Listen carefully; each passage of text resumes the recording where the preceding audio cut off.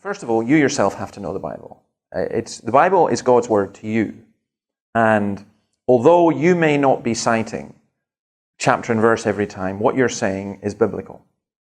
So when I talk to someone and say God is love, I don't say, as it says in 1 John, I myself am teaching biblical theology, but through my own. So firstly, I must know the Bible myself. Secondly, it's a very simple thing. People say, I don't believe the Bible, or the Bible's rubbish, whatever. And I would say to them, okay, this is the book that's had the biggest influence on the whole world.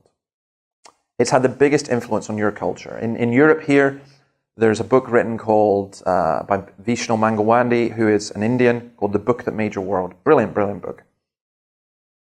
Every single country, town, village, community in this society has been impacted by the Bible. So I would simply say to somebody, you're an intelligent person. You have to read the Bible to find out where you come from, to find out what it says. If you're going to critique it, fair enough. But you can't critique it until you've read it. So, know it yourself. Give it to people.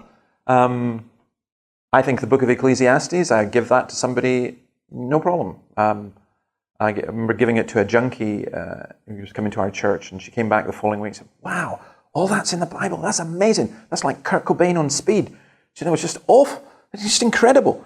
And I said, yeah, and we talked about it. And so get them to read the Bible, get them to discuss the Bible, get them to come and hear the Bible.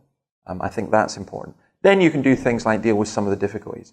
What you mustn't do is go to someone and say, this is the Bible, this is God's word, you better read it or else. I think you've got to say, I want you to read this. I believe it's God's word. I believe that God's Spirit can take it and use it. This is a really dangerous book. Be very careful. You open this, you could be in real trouble. And then see where it goes from there. But it's like one of those Homer Simpson moments. Should I use the Bible in trying to reach out to non-Christian friends? Yeah, of course. Because the Bible's so much more influential and powerful than your words. Use God's word.